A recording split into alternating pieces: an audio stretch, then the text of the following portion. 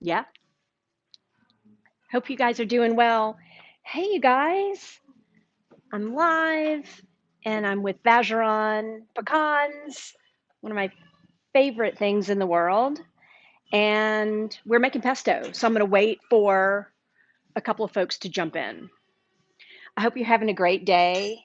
It is hot and bad weather's coming. I don't want to talk about it. So we're going to hang on here, but I am taking a crack at, hey, Chell. I'm taking a crack at traditional pesto. So, Italian pesto, where you would use basil and pine nuts and garlic. And we are going to use Louisiana pecans because we love Bergeron's pecans. Beautiful pecan industry here in Louisiana, and they do a great job. And we love selling them. So they were like, hey, we got a lot of pralines on our website. Y'all, they have a lot of pralines on their website in the recipes. That's where you find your praline recipe. Oh my goodness. They were like, could you make us some savory recipes? And so that's what we've been doing. We've been digging in with this amazing product. Um, it's over here, comes in bags and boxes, and it's a pantry staple here at Red Stick Spice and in my kitchen. So you'll always find Bergeron pecans because we can't stop thinking of ways to use them. So I'm going to get started. I'm in my food processor. I want to make sure everyone can see me. So I'm in my food processor and I've got a third of a cup of Bergeron pecan halves and I lightly toasted them. So we're talking about um, sub 5 minutes in a skillet.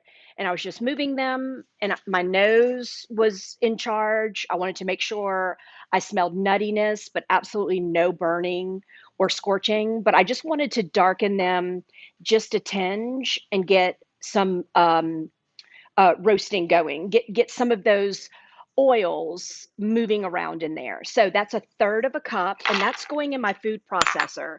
And I'm going to go ahead and blitz those, not too far. So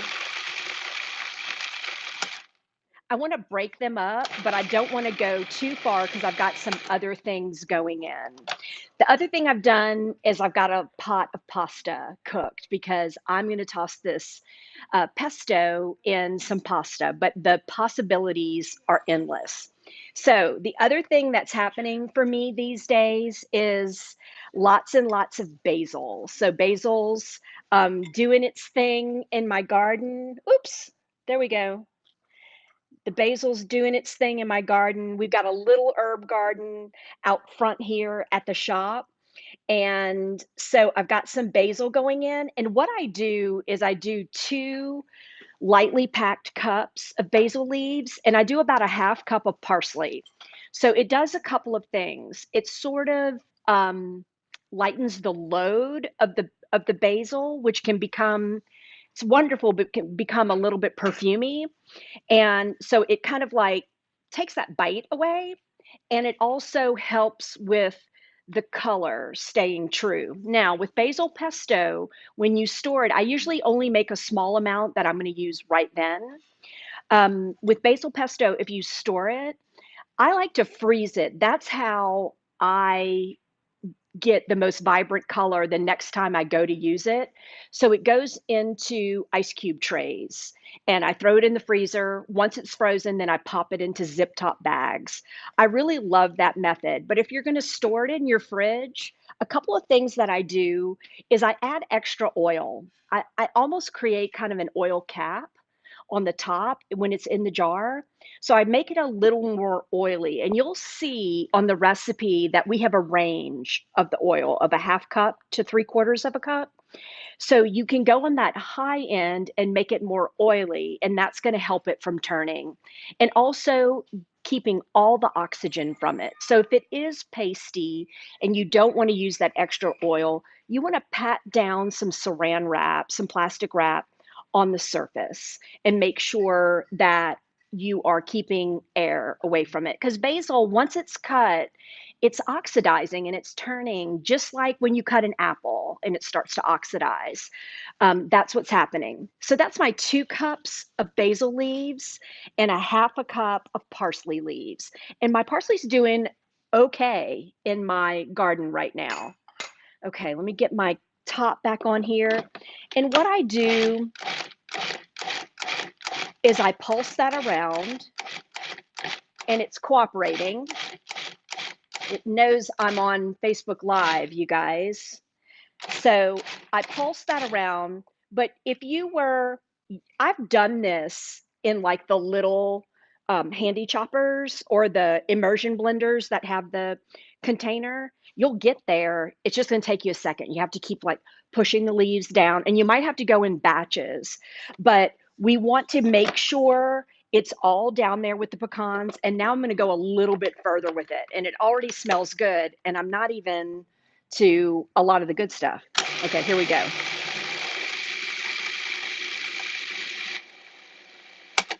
So if you hop on Bergeron's website, you'll find a few of our recipes. We've done some savory recipes for them, and we're working on more. And then they have lots and lots of beautiful classic recipes that they've come up with, and you can find those on their website. But we love. I've just been a fan for so long. I've been around a few years, and we've always used Bergeron pecans. So I just love what they're doing, and I'm so proud that I carry their products. Okay, we're going to go in with a clove of garlic.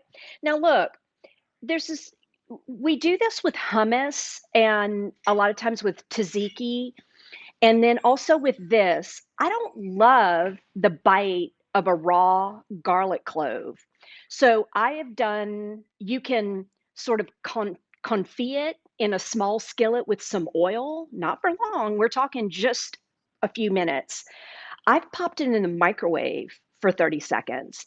What I did today is when my pasta was boiling, I dropped my garlic clove in the boiling water and then I just lifted it out about 60 seconds later. It just takes the bite off of it. So if you think about roasted garlic, that is bringing out all that sweetness. We don't want to go quite that far, but we definitely want to come between the bite of raw garlic and roasted garlic. So just that little bit of heat, that little bit of cooking helps take that bite off of there. And it's just something that's small. I just don't like that bite of raw garlic in an application like this. So I'm going to go ahead and go in with this blanched garlic, I'll call it. I just dropped it in with my pasta. And I'm going to go in with that. And then I need a zest. Oh, same zester. Some lemon. Look, how many times have I demonstrated this? We zest upside down. So hold your zester upside down, and every time you pull, you can see as you turn your lemon, you can see where you zested. And that way you don't get any of that pith.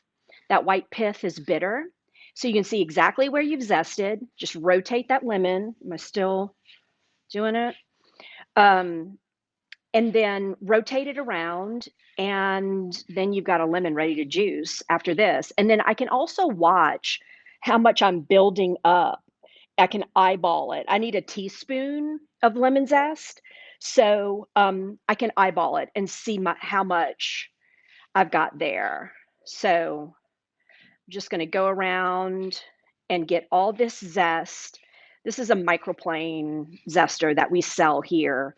It is a multitasker. It's definitely going to zest your citrus, but Parmesan, hard, dark chocolate, ginger, the list goes on. So there, beautifully zested lemon. I know how much I've got.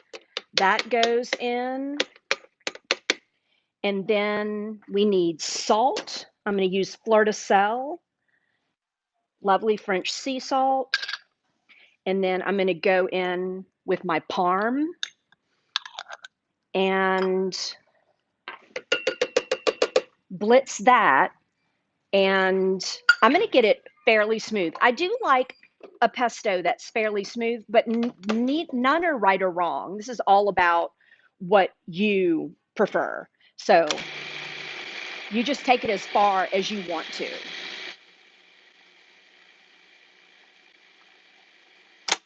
So a pesto isn't necessarily pine nuts, basil, parm, garlic. A pesto could be arugula, walnuts, the list goes on and on. So we're talking about a green and some fat from nuts and fat from oil, usually a salty cheese, bitey cheese, and then an aromatic. You'll see garlic in there.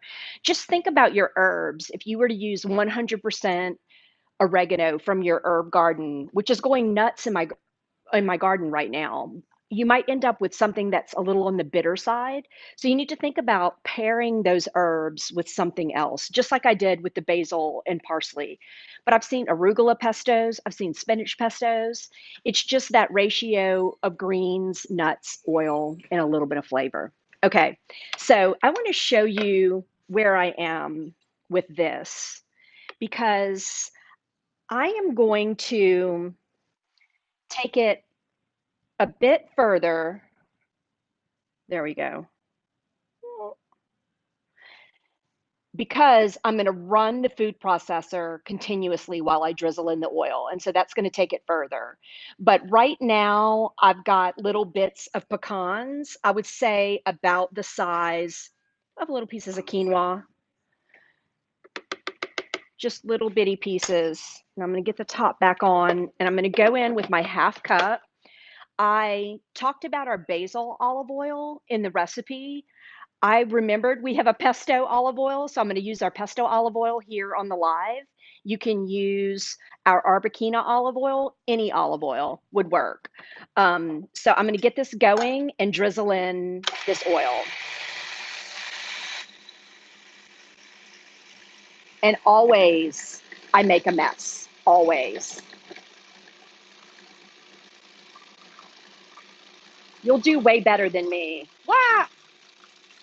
There we go.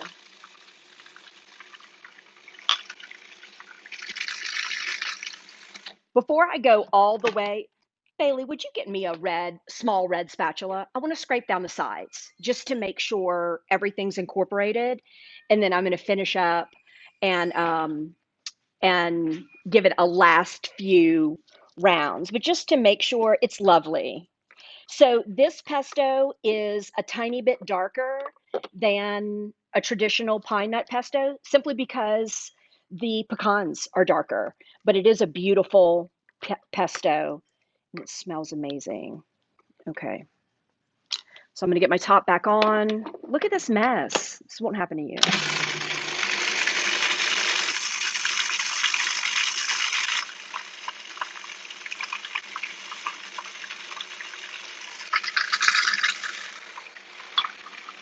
Okay, and that's my half cup of oil. You could go up to the 3/4 if you want it a much more liquid, drizzleable, that's a word, sauce, something you can drizzle on something. So you could take it that far if you wanted to. But this is gorgeous, and I'm gonna grab a spoon and taste and see how I did. And all I'm gonna do is fold some of it into the pasta. Yep, yep, yep. So, oh, I love that just the way it is. Now, you've got this lemon that you zested, right? Some people want a little tang, a little acidic notch up with their pesto. That's available to you. You just squeeze that in. So I love it just the way it is. I've salted I salted my pasta water really, really well. I know my pasta is tasty. I also hit it with a little bit of olive oil to keep it from sticking. So I know I've already got some stuff going on that's going to make it perfect. But you're going to taste this. You're going to decide, ooh, I want a little pop of heat. I want some ground black pepper. I want some chili flakes. I want a little lemon. That's all available to you. But here's what we have.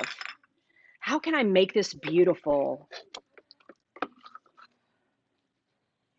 That is amazing. So remember, your ice cube trays to store it, or that layer of oil on top, or that very tightly packed piece of plastic wrap on top. But that is pecan basil pesto with Bergeron pecans. How about that? All right, here we go. Got my pasta here. It's orecchiette, little ears. Is that what it's called? We talked about this the other day. This is Ryan's favorite. Yeah, this is his favorite pasta. Maybe I'll send this home for a supper. Okay, that's beautiful. I want a little bit more. All right. So this was just half a box of pasta, and I'm using almost all the pesto. Make a box of pasta, make this batch, dress it up, eat it. You don't have to worry about storing it. You're just going to make enough for this dish. But that's beautiful. All right, I'm going to show you what this looks like. Super simple. Serve this with some shrimp or a piece of chicken. Really, really beautiful. And that is pecan pesto with your summertime basil and Bergeron pecans. What? That's beautiful. Now, what I was supposed to do, the big plan, you know how this goes with me on Facebook Live, was that I was going to reserve some chopped pecans and garnish. And you will remember to do that when you do this at home. But it's really, really beautiful. Really simple plate of pasta, but very, very complex flavors thanks to Bergeron pecans. How fun is that? I'm going to take a bite. I really appreciate you guys being here with me. I love doing this. I appreciate you hanging in through all my messes and mistakes. And I promise you, this is a winner. You're going to want to make this one. Come on. That's supper. That's delicious. Little parm, little drizzle of oil, some crunchy salt. That's amazing. All right. Thank you guys so much. Thank you, Bergeron Pecans. I love doing this with you guys. Everybody go visit them. Get all your praline recipes. Check out our recipes, and we will be back here with Bergeron next month. All right. We'll see you guys later. Bye. Have a great day. Bye.